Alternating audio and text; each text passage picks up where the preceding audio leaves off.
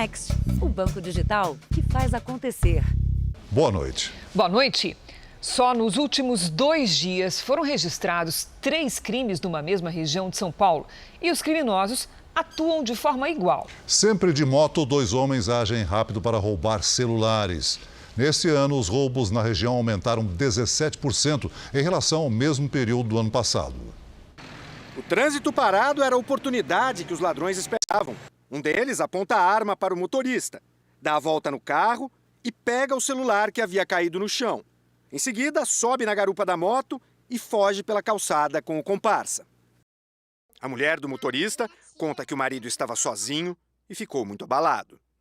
Pôs a arma na cabeça dele, foi bem agressivo, pedindo o celular, pedindo os pertences. Ele ficou nervoso na hora, o celular caiu da mão e aí por isso que ele abre a porta do carro para tentar agachar e pegar, mas aí você vê que o cara dá a volta e aí o cara achou que ele ia sair do carro, disse que ele falou, que se ele saísse do carro atirava nele, enfim.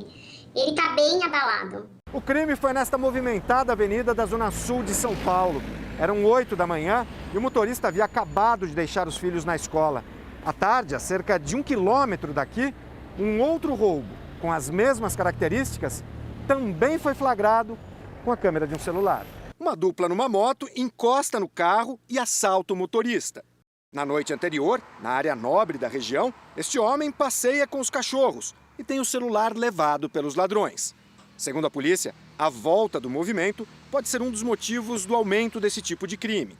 A delegacia da área registrou 947 roubos de janeiro a julho deste ano, 17% a mais do que no mesmo período do ano passado. O número é maior até do que antes da pandemia.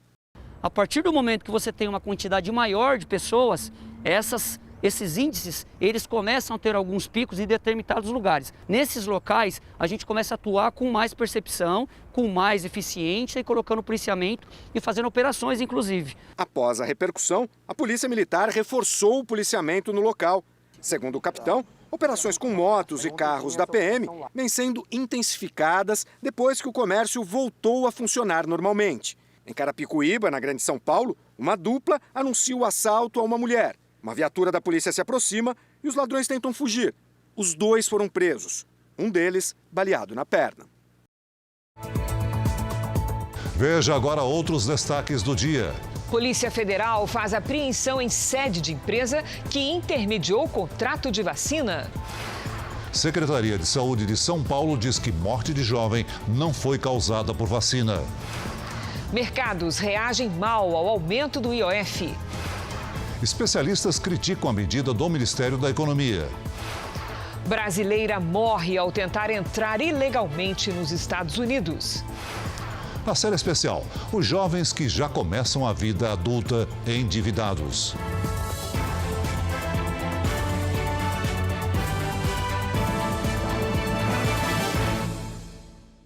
Oferecimento Crédito Imobiliário Bradesco. Taxa a partir de 2,99% ao ano.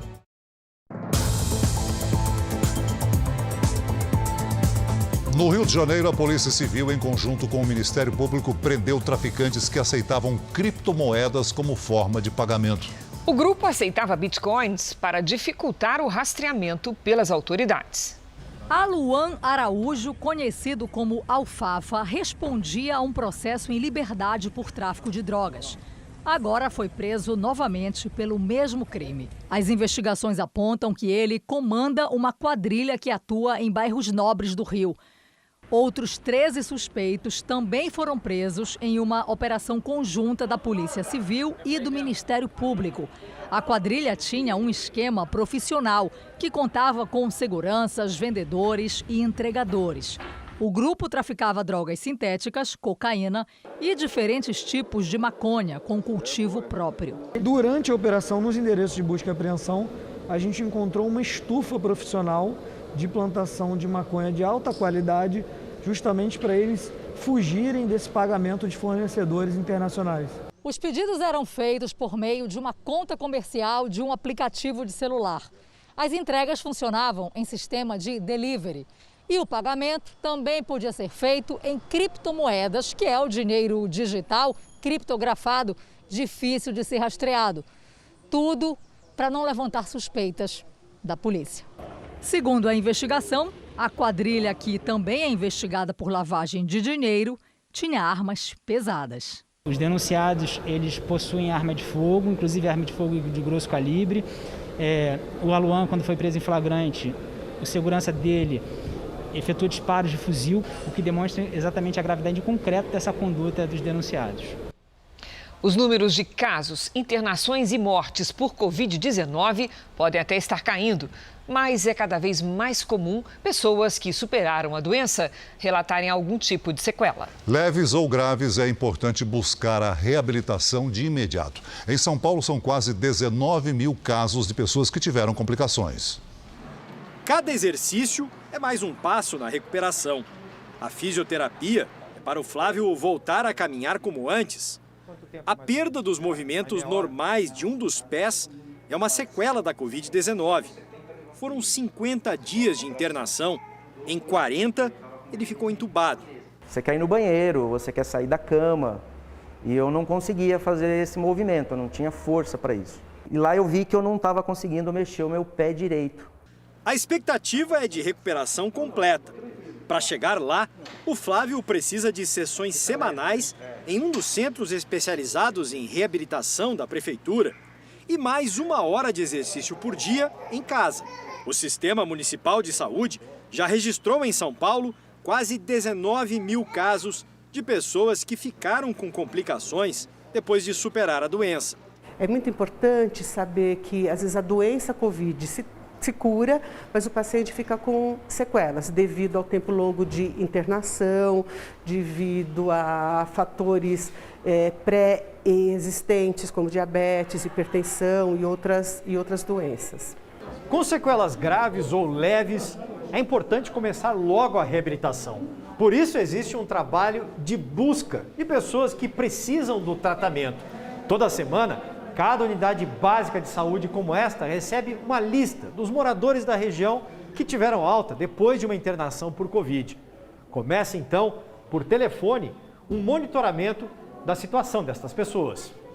No contato, um longo questionário para avaliar as condições da pessoa. Você sente tanta falta de ar que não consegue sair de casa ou que precisa de ajuda para se vestir ou tomar banho? E a orientação de como buscar ajuda na rede pública para tratar sequelas. Pacientes, por exemplo, me relatam que ele está cansado, né? Que ele caminha um pouquinho, ele já tem que parar, mas ele acha que isso é uma questão de condicionamento físico, ficou muito tempo parado.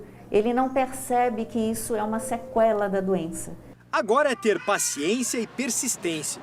E o Flávio espera estar 100% pronto quando o Luca começar a correr por aí. Eu quero poder levar ele para passear, levar ele para o parque, levar ele para a praia, levar ele para a fazenda, andar com ele, correr com ele, jogar bola com ele, ter uma vida normal, né?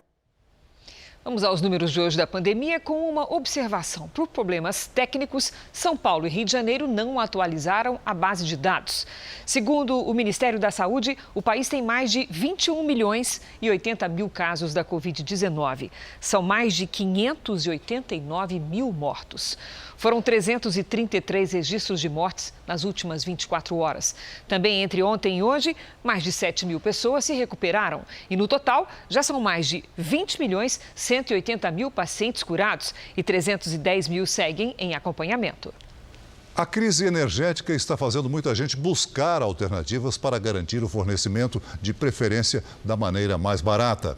A venda de geradores, por exemplo, disparou. Um investimento de R$200 mil para se livrar da rotina de apagões na região de Guarulhos, da Grande São Paulo, foi a saída encontrada por essa indústria que fabrica produtos veterinários. Foi para garantir que a fábrica não pare. A fábrica trabalha em alguns processos com 24 horas durante 7 dias por semana e não podem ser interrompidos por falta de energia. Os empresários brasileiros terão um novo desafio nos próximos meses. A Associação Brasileira da Indústria de Máquinas e Equipamentos acredita que o preço da energia elétrica pode subir ainda 30%. E aí, nos horários de pico, quando a tarifa fica mais alta, talvez valha a pena sair da rede elétrica e acionar os geradores tocados a óleo diesel. Pode haver picos de energia, picos em determinados horários. E aí, a energia que já está muito cara, nesses picos, ela fica mais cara ainda. Então aí a função do gerador. Você entra com o gerador para não consumir a energia mais cara. A venda de geradores no segundo trimestre deste ano aumentou 129% em relação ao trimestre anterior. A indústria está enfrentando dificuldades para importar alguns componentes. Mesmo assim, deve dar conta da demanda, que vem principalmente das empresas que não podem parar nem um segundo.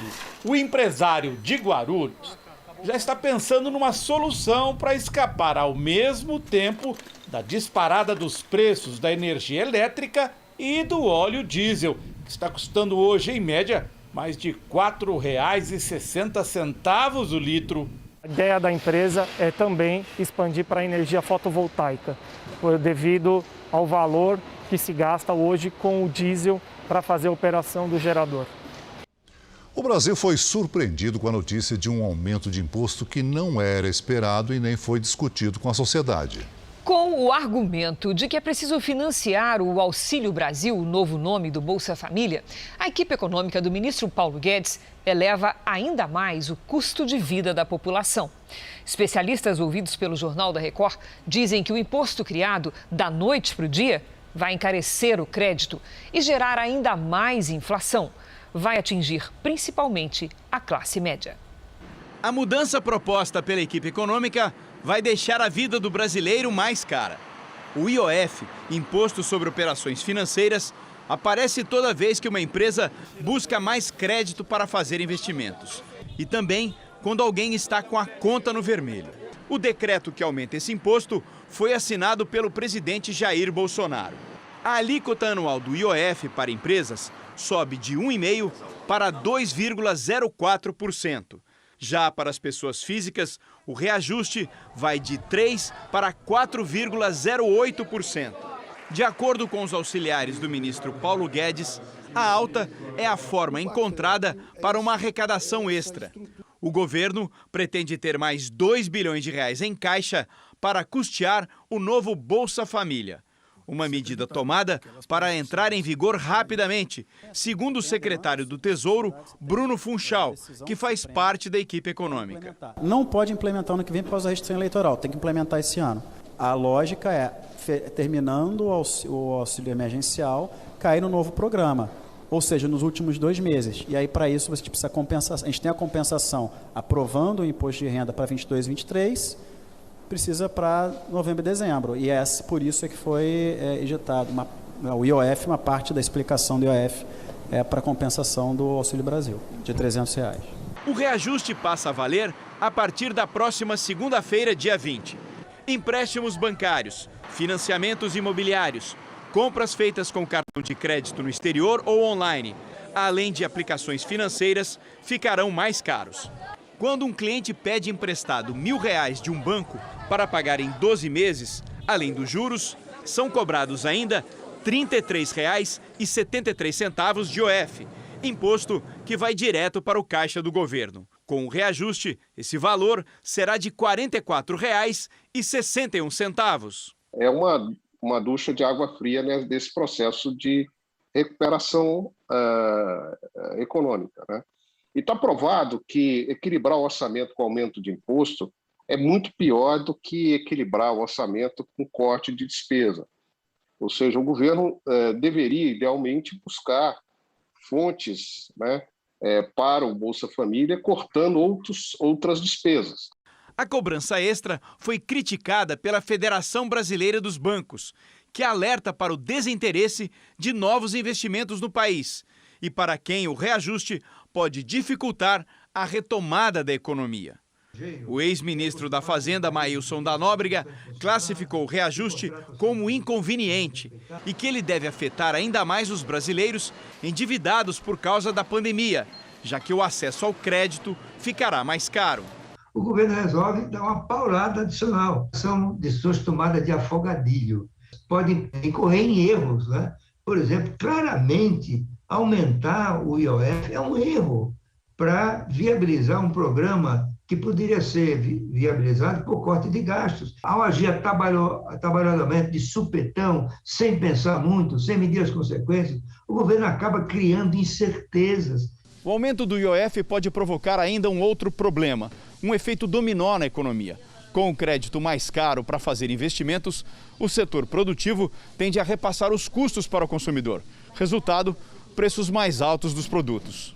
O ex-presidente do Banco Central, Gustavo Loyola, alerta para o perigo dessa escalada, que deve pressionar ainda mais a inflação. A condução da política fiscal, ela não tem um norte, um horizonte definido. Ela é feita ao sabor dos acontecimentos. O IOF, ele traz uma pressão adicional num contexto já de aumento de juros, de incerteza, inclusive em relação à questão hídrica, né? E torna o ambiente econômico mais desfavorável. E justamente como um dos reflexos deste aumento do IOF, a Bolsa de Valores de São Paulo fechou a sexta-feira em forte queda. Vamos ver aqui, de 2,07%. E o dólar teve alta de 0,33% e está cotado agora a R$ 5,28. Os Estados Unidos admitiram que civis morreram num ataque à bomba em Cabul, no Afeganistão. O ataque americano, em 29 de agosto, foi feito por um drone e pelo menos 10 pessoas morreram. Após as explosões, o Pentágono afirmou que um homem-bomba do Estado Islâmico foi morto. Agora, o governo voltou atrás e disse que pessoas inocentes acabaram mortas. Entre as vítimas estão 6 crianças. Veja daqui a pouco. O governo de São Paulo diz que morte de jovem não foi causada pela vacina da Pfizer. E na série especial, a geração que não tem limites com o cartão de crédito e já entra na vida adulta devendo.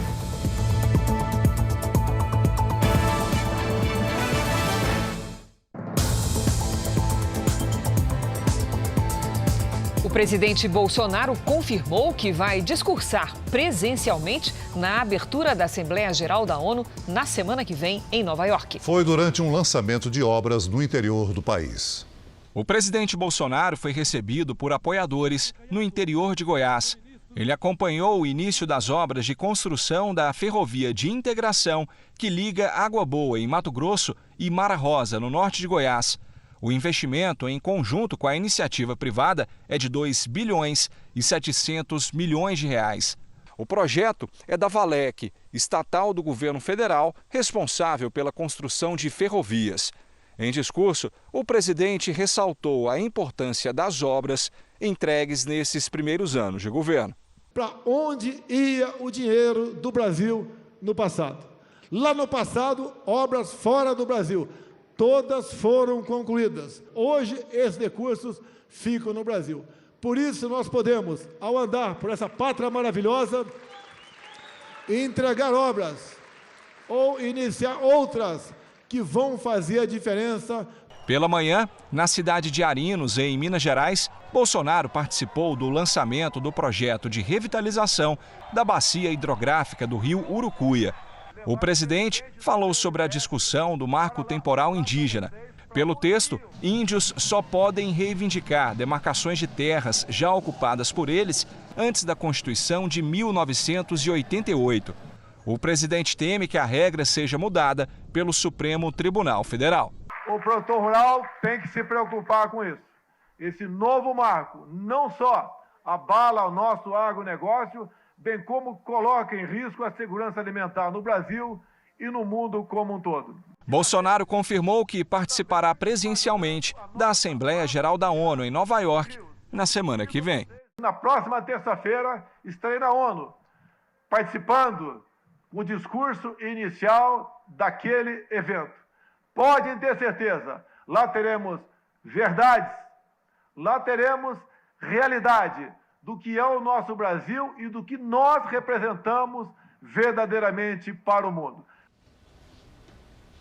As Ilhas Canárias, na Espanha, mantêm o alerta amarelo para a erupção de um vulcão. Pelo menos 35 mil pessoas estão em estado de atenção. Existe a possibilidade de a erupção gerar tsunamis, mas a chance de o Brasil ser atingido é remota. Um comitê científico monitora a atividade do vulcão Teneguía, que fica na ilha de La Palma, no arquipélago das Canárias, na Espanha. A última vez que ele entrou em erupção foi em 1971. Foram registrados mais de 4.000 tremores de terra na região onde está o vulcão, o maior número nas últimas 3 décadas. Isso fez com que fosse emitido um alerta amarelo para erupção. Semáforo amarillo de alerta. Ele é o segundo de 4 níveis. O verde indica que tudo está normal e estável. O amarelo mostra que as atividades sísmicas estão sob monitoramento e que as pessoas devem ficar atentas ao que é comunicado pelas autoridades.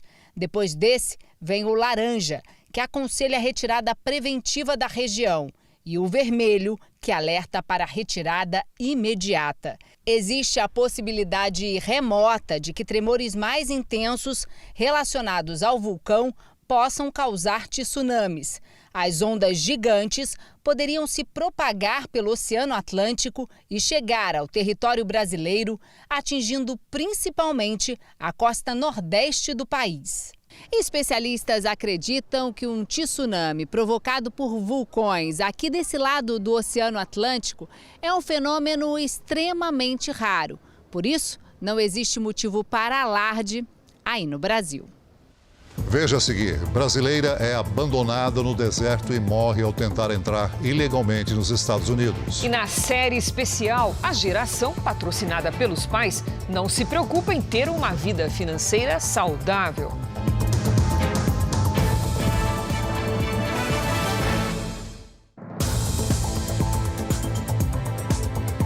Uma brasileira foi encontrada morta numa cidade do Novo México, nos Estados Unidos. Ela foi abandonada no deserto enquanto tentava entrar no país irregularmente. E ainda conseguiu mandar áudios em que descrevia a situação para a família. O corpo de Lenilda dos Santos, de 49 anos, foi encontrado na quarta-feira no sul de Deming, no estado americano do Novo México. Agentes da fronteira disseram que ela foi abandonada sem água e comida pelo grupo que leva imigrantes irregularmente aos Estados Unidos. Essa foi uma das situações mais tristes que eu já vi, disse um dos policiais que trabalharam no caso. Lenilda tentava chegar a Massachusetts, no nordeste do país. Em áudios enviados para a família, Lenilda disse que estava sozinha.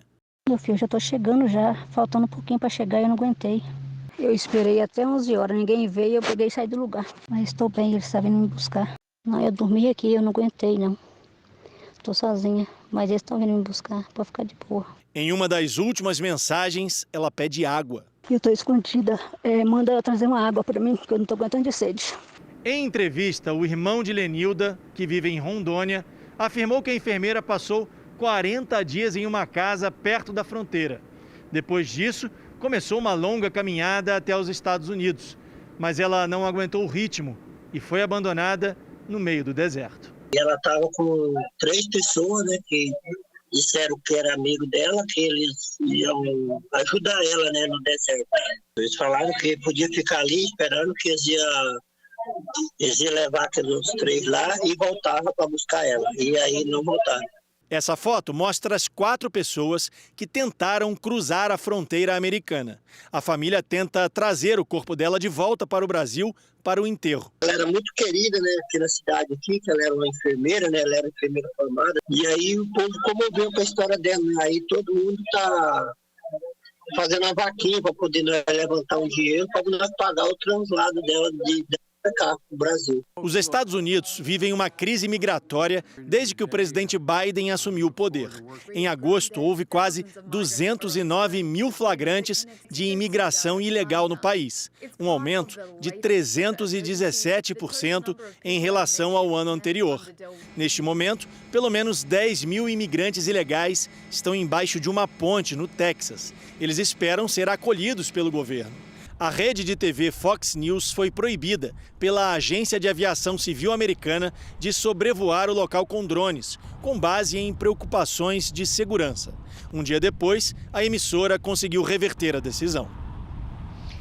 A maior hidrelétrica do Paraná está com o reservatório quase seco. O nível da represa já é o menor que o registrado no apagão de 20 anos atrás. A régua da represa da maior hidrelétrica paranaense já quase não consegue marcar o nível da água. As boias de segurança, que impediam que os barcos chegassem muito perto da barragem, agora estão em terra firme. No paredão de concreto, as marcas mostram como o reservatório está vazio. Todo esse bloco de pedra em frente à barragem normalmente fica submerso. O recuo das margens do lago, abastecido pelo Rio Iguaçu, impressiona. A maior seca dos últimos 91 anos não mudou só o cenário, mas também a produção da usina de Foz do Areia. A hidrelétrica faz parte do Sistema Interligado Nacional e, sozinha, é capaz de produzir energia para 5,5 milhões de pessoas, o que equivale a abastecer simultaneamente os estados de Mato Grosso, Tocantins e Roraima. Mas, com a falta d'água, as turbinas por aqui não estão rodando como antes. Nesse mês, a usina gerou apenas 278 megawatts, queda de 85% da capacidade total de produção. Isso porque o reservatório está quase seco. Mesmo com as chuvas que começaram a cair no Paraná essa semana, a situação é preocupante. A represa da usina está com os níveis mais baixos já registrados. Nesta semana, o volume útil ficou abaixo dos 10%, um nível menor do que o verificado há 20 anos, durante o apagão em 2001. No vertedouro, onde a água excedente é descarregada quando a represa está cheia, é possível ter uma noção bem clara dos reflexos da estiagem prolongada. Como há algum tempo a água não sobra por aqui, as comportas não são abertas há pelo menos 2 anos. O nível da represa está tão baixo que o canal secou. Essa é a primeira vez que isso acontece desde que a usina foi inaugurada há 40 anos. Não vieram as chuvas que se esperavam no mês de junho, julho, como normalmente acontece, mas é uma situação que é controlada. Hoje, o nível da represa está a apenas 5 metros do mínimo necessário para ela funcionar. É um momento que requer muita atenção. O operador e o Ministério estão fazendo todas as condições para aumentar a oferta de energia e também, por outro lado, um deslocamento da demanda para que seja operado da melhor maneira o Sistema Interligado Nacional. E segundo os meteorologistas, não deve chover o suficiente nos próximos meses para recuperar o nível médio para os reservatórios. Para esse especialista do setor elétrico, faltou planejamento. Muitos interesses por trás, muitos técnicos ficaram de fora na hora de dar a decisão técnica. A Secretaria de Saúde do Estado de São Paulo informou agora à noite que a morte de uma jovem no Grande ABC não tem como causa provável a vacina da Pfizer, e sim uma doença autoimune. A maior parte das capitais brasileiras manteve a imunização de adolescentes, mesmo com orientação contrária do Ministério da Saúde. Em São Paulo, a vacinação dos adolescentes foi mantida. Na maior cidade do país, cerca de 85% das pessoas de 12 a 17 anos já foram imunizadas. Segundo o levantamento do Jornal da Record, 20 capitais e o Distrito Federal mantiveram a vacinação de adolescentes sem comorbidades.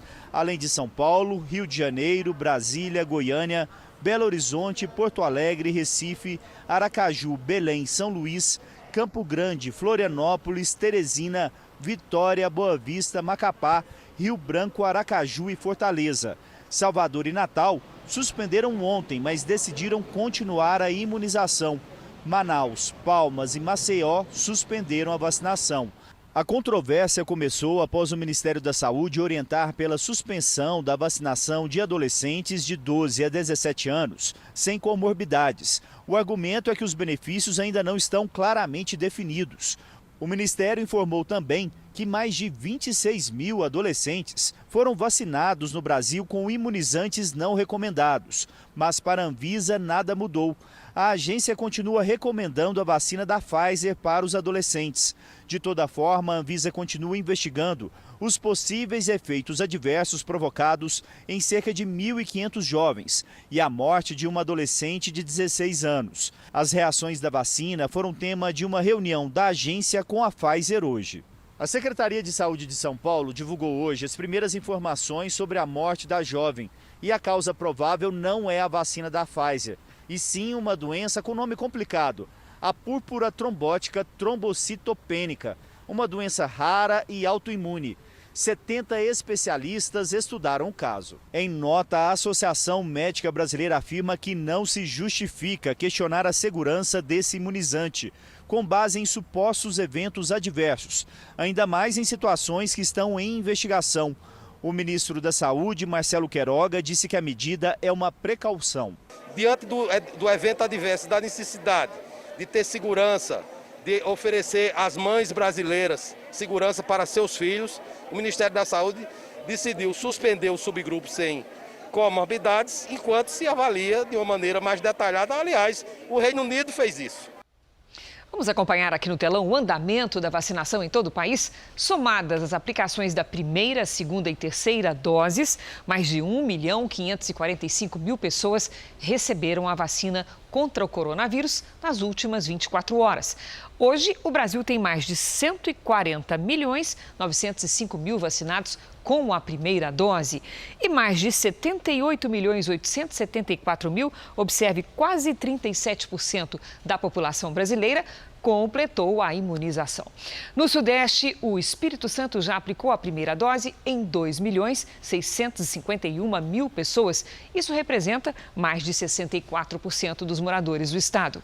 No Centro-Oeste, Goiás tem mais de 4.496.000 vacinados, o que corresponde a 62% dos moradores. No Nordeste, Alagoas tem mais de 1.944.000 vacinados com a primeira dose, quase 58% dos habitantes estão parcialmente imunizados. No Norte, o Acre vacinou pouco mais de 508.000 pessoas. 56% dos acreanos, portanto, receberam a primeira dose. E no nosso portal r7.com, você pode acompanhar a situação de todos os estados no mapa interativo. A Polícia Federal cumpriu hoje mandados de busca e apreensão em endereços da Precisa Medicamentos, em São Paulo. Foi uma requisição da CPI da pandemia. A Precisa atuou como intermediadora no contrato da Covaxin. A operação durou toda a manhã. Policiais federais de Brasília e São Paulo estiveram em 2 endereços da Precisa Medicamentos, na região metropolitana de São Paulo. A CPI da pandemia quer ter acesso ao contrato que a empresa fechou com o laboratório indiano Barabiotec para a venda da vacina Covaxin ao Ministério da Saúde. A CPI justificou o pedido ao Supremo, dizendo que a intenção da empresa de ocultar aspectos relevantes do contrato comercial. A CPI também pediu a busca e apreensão no Ministério da Saúde de documentos relativos à aquisição dos imunizantes fabricados pelo laboratório indiano. Com o parecer favorável do Procurador-Geral da República, o ministro Dias Toffoli autorizou a busca e apreensão na Precisa, alegando que circunstâncias incomuns teriam levado o Ministério da Saúde a negociar a compra da Covaxin. Toffoli negou o mesmo pedido em relação ao Ministério da Saúde, mas determinou que o Ministério apresente ao Supremo todos os documentos que trataram tanto da compra da vacina indiana quanto de outros imunizantes. Em nota, a Precisa disse que é inadmissível uma operação como esta de hoje, já que a empresa entregou todos os documentos à CPI, além de 3 representantes da empresa terem prestado depoimento à comissão. A nota termina dizendo que a operação é a prova mais clara dos abusos que a CPI vem cometendo e que a comissão ocupa o judiciário com questões claramente políticas para provocar operações espalhafatosas e desnecessárias. O Ministério da Saúde chegou a assinar um contrato com a Precisa Medicamentos no valor de R$1 bilhão e 600 milhões de reais para a compra de 20 milhões de doses de vacina Covaxin. O contrato foi cancelado pelo Ministério da Saúde depois que o próprio laboratório indiano descredenciou a Precisa. O presidente do Congresso Nacional, Rodrigo Pacheco, afirmou hoje que o Brasil perde oportunidades por falta de um bom ambiente para negócios. Foi durante um evento em Belo Horizonte. O Brasil tem grandes possibilidades desperdiçadas por insuficiência de segurança jurídica e pela falta de um bom ambiente de negócios. Busquemos sempre conciliar, pacificar, compor com a firmeza necessária, sem afrontar e acalmar os ânimos do Brasil, porque somos um país muito rico e com segurança jurídica nós vamos conseguir o sucesso de todos os brasileiros. Vamos agora com a opinião do Augusto Nunes. Boa noite, Augusto. Boa noite, Cris. Boa noite, Celso. Boa noite a você que nos acompanha. Enquanto mudanças urgentes se arrastam há meses no Congresso, avança na Câmara uma reforma administrativa que eterniza privilégios indefensáveis. Em vez de corrigir injustiças, o texto que deverá ser votado na comissão especial ainda neste mês amplia distorções que transformaram o setor público numa usina geradora de desigualdades. A falsa reforma autoriza, por exemplo, o acúmulo de salários e verbas indenizatórias, como os auxílios moradia, viagem e alimentação.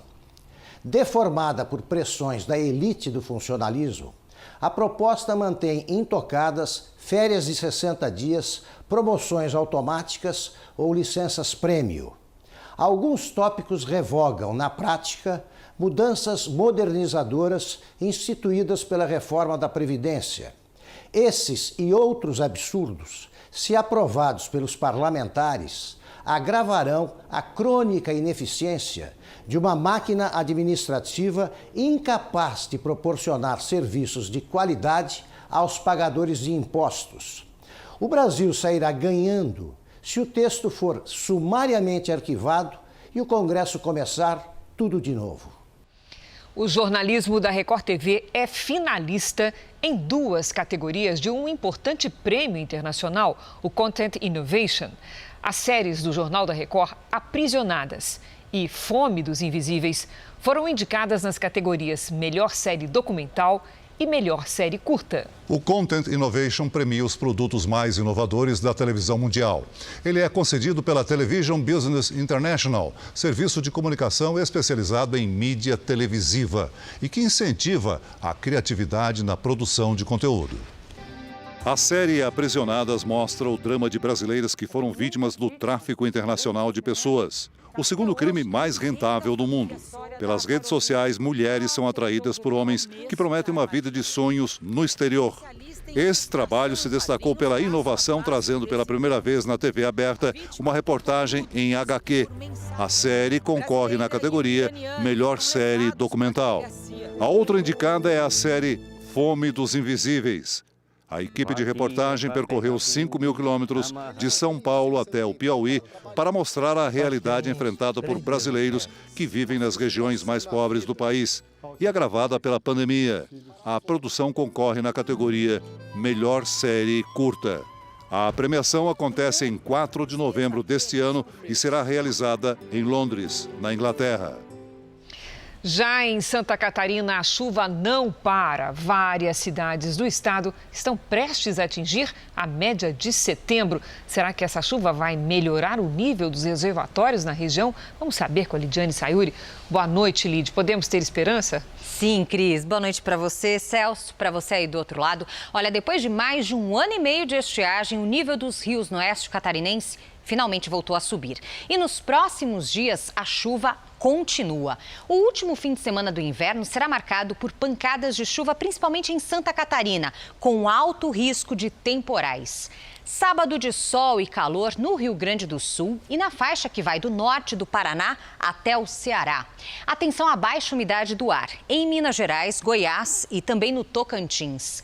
No norte e na costa do Nordeste, chuva rápida e tempo bem abafado. Sábado à tarde em Porto Alegre, com 24 graus. No Rio de Janeiro, faz até 30. Em Goiânia, calorão de 38. Em Aracaju, 29. 31 é a máxima prevista para Natal. Em São Luís, 32 e 33 graus em Manaus e Porto Velho. Em São Paulo, tempo firme e quente nos próximos dias. No sábado, máxima de 31. No domingo, 30 graus. Segunda-feira, olha só, 34 e na terça, 33. No Tempo Delivery, o Moisés pergunta como deve ser o fim de semana em São José do Alegre, Minas. Vamos lá, Moisés, não tem previsão de chuva mais não, viu? O sol aparece entre nuvens e a temperatura passa dos 30 graus. Máximas de 31 e 32 graus nos próximos dias. Tem participação mirim no Tempo Delivery, hein?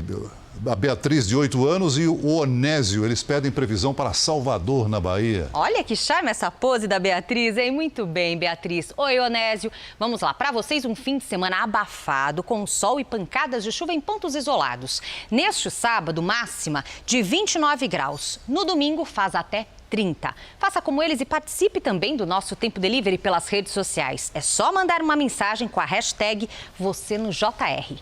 Bom fim de semana, gente. Obrigada, Lidy, para você também. Obrigada. A ONU divulgou um documento com duras críticas de direitos humanos ao regime do ditador Nicolás Maduro na Venezuela. A palavra tortura aparece mais de 200 vezes no relatório. Confrontos com a polícia, perseguições, cerceamento da imprensa, torturas, execuções. Enquanto o mundo acompanha de longe os abusos cometidos na Venezuela contra todos que se opõem ao governo socialista, a dona Elvira enfrenta a dor e a revolta de ter perdido o filho Juan para as forças de segurança do ditador Nicolás Maduro em 2017. Um guardia nacional bolivariano le dispara a mi hijo uma bomba lacrimógena a muito corta distância, 15, 20 metros, diretamente a la zona mais ampla de seu corpo. Juan faz parte de um relatório da Organização das Nações Unidas que denuncia graves violações sistemáticas de direitos humanos no país. Tentaram dizer que era terrorista, criminal, delinquente. Nós nos enfrentado a sistema viciado de justiça, onde nos negam justiça cada dia em Venezuela. O documento classifica as violações como crimes contra a humanidade e responsabiliza o ditador Nicolás Maduro com a conivência do poder judiciário venezuelano. Nas 212 páginas do relatório, a palavra tortura aparece 214 vezes.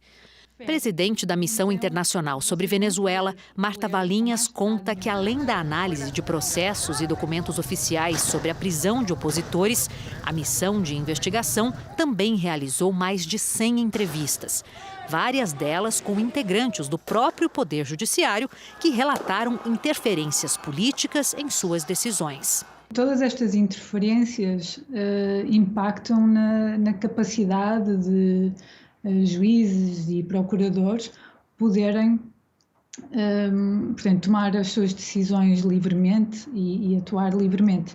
Para a ONU, a omissão do Poder Judiciário frente aos abusos cometidos pelo governo venezuelano contribuiu para a continuidade das violações. O relatório apresenta diversas ações cometidas por juízes e promotores para favorecer interesses políticos. Entre elas, não investigar casos de violência sexual contra detidos e ordens para que, mesmo após denúncias de tortura, presos permanecessem sob custódia de seus supostos torturadores. Em 113 dos 183 casos analisados, presos políticos denunciaram ser vítimas de violações aos direitos humanos.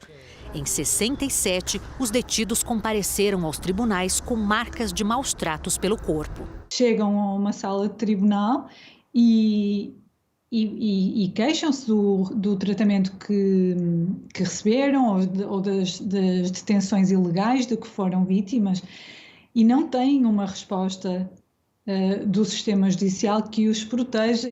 Mesmo mergulhada em uma grave crise política, econômica e humanitária, a Venezuela tem garantido um assento no Conselho de Direitos Humanos da ONU.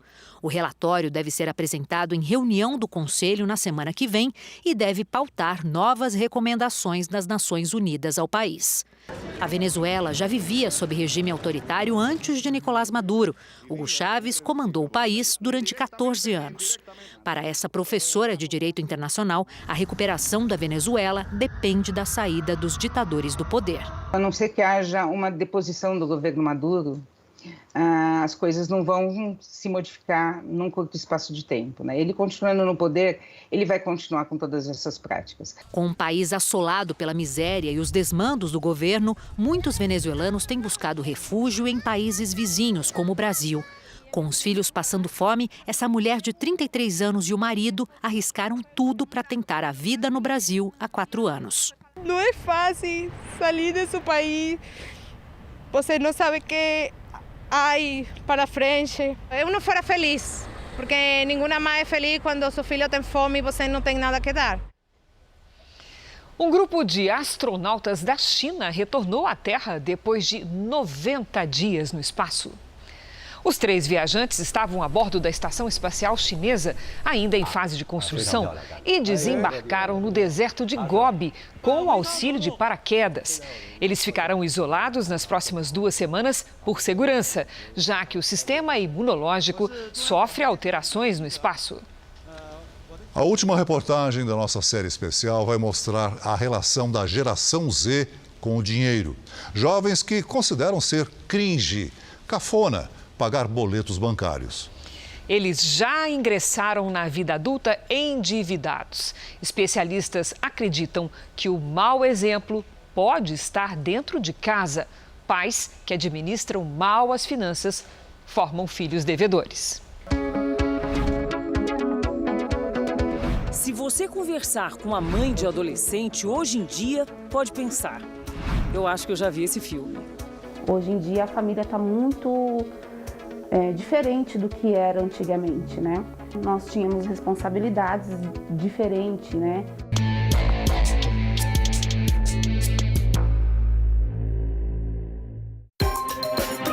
Na casa da Bárbara são 3, uma geração Z que não desgruda do celular.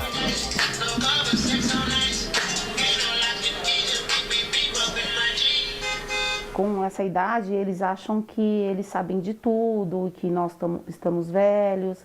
Não aceita muito ser contrariado, né? Para a mãe, piorou com a pandemia. O alvo da vez é a filha de 16 anos. Eu acordava 2 horas da tarde, tomava banho, almoçava e voltava a dormir. E a aula? Acabava não entrando. E quando entrava era só para responder chamada. E voltava a dormir. Pouco compromisso com o presente, sem planos para o futuro. Tá todo mundo muito indeciso, sabe? Eu era mais focada nos estudos, era mais obediente até, eu acho. 90% das minhas amigas passam pela mesma coisa. E filhos da mesma idade. Um outro motivo de conflito entre a Marcela e a mãe tem sido os gastos. E agora nem precisa mais sair do quarto, de casa. A internet deixou tudo mais fácil, mais rápido e até dá aquela impressão de que ficou mais barato. E pela internet também chegam os produtos desejados, mochilas, tênis e tantas novidades. Mas será que essa geração sabe mesmo o preço real dos produtos? Sabe esperar ou simplesmente compra por impulso? A gente se preocupa em querer fazer o melhor, e dar sempre o melhor até para suprir uma falta nossa mesmo, como pai, porque a gente tem que trabalhar, a gente tem que se virar. E aí a gente acaba cedendo às vontades deles por uma ausência, talvez nossa mesmo, né, como pai. Você quer dar o celular da última geração, você quer dar o melhor para ele. Só que você está gerando nessa criança uma criança que não valoriza nada. Ela tem tudo muito de mão beijada, então ela vai se tornar uma adolescente muito confortável. Eu sempre acho que eu tô certa, eu sempre quero estar certa e que as coisas sejam do meu jeito. E eu não consigo ouvir um não, eu vou em busca do sim. E aí eu acabo meio que enfrentando minha mãe, sabe? Aí ela acaba cedendo. Vamos, a gente vai chegar atrasada. Tá bom, já vou. Você vê que essa geração é uma geração da resposta imediata. Então, se eu gasto hoje, né, se eu tenho um crédito hoje, um cartão, um limite da conta e eu quero viver essa experiência hoje, não importa o que vai acontecer amanhã. É uma geração que, ao que tudo indica, prefere uma experiência do que uma posse. Então, a partir do momento que ele não vê valor numa posse, ele não se preocupa em entender como ele iria adquirir aquilo, como vai ser o futuro dele. É uma geração muito imediatista. Se boa parte do tempo é investida na conexão digital, nas redes sociais, o mesmo empenho não se repete com a administração do dinheiro. Uma pesquisa feita sobre o perfil do investidor brasileiro mostra que, além de conhecer pouco sobre o assunto, a geração Z é a que menos usa os produtos financeiros à disposição no mercado. Mais da metade não guarda nenhum dinheiro. Se fala muito de proatividade, mas não é uma geração proativa. É uma geração patrocinada, é uma geração que os pais entenderam que o correto é poupar os filhos de tudo. A facilidade vai trazer dificuldade, né? Quanto mais fácil for para uma pessoa, mais vazia ela vai ficar. Senão ele fica perdido, procurando algo para fazer, e a gente sabe que muitos deles vão acabar fazendo besteira, procurando alguma coisa para fazer. Se gastar está na moda, pagar as contas anda sendo cringe, ou como diriam os mais antigos, cafona mesmo. Apesar da pouca idade, a geração Z já estreia na vida adulta endividada. De acordo com o Serasa, 25% da população negativada, ou seja, com o nome sujo, tem entre 18 e 30 anos. Dos 62 milhões de inadimplentes no país, cerca de 16 milhões estão dentro dessa faixa etária. Tanto a criança quanto o adolescente, eles não fazem o que os pais falam, eles fazem o que os pais fazem, eles copiam o comportamento dos pais. Então, quando você tem pais endividados, sem perceber, esses pais estão formando filhos endividados. Por que será que o tempo de agora sempre parece ser mais desafiador? Em tantos capítulos, a história se repete. Pode até soar fora de moda, mas para todos os tempos, o combinado não sai caro. Uma dose de disciplina, 2 de esperança. Eu desejo que ela seja feliz e que ela consiga realmente ser realizada nos sonhos dela, né? Porque a gente tem que ir em busca disso, né? E talvez seja o nosso futuro lá na frente. O Jornal da Record termina aqui. A edição de hoje na íntegra e também a nossa versão em podcast estão no Play Plus e em todas as nossas plataformas digitais. E à 00:30 tem mais Jornal da Record? Você fica agora com a novela Gênesis. Muito obrigada pela audiência e ótimo final de semana para você. Boa noite.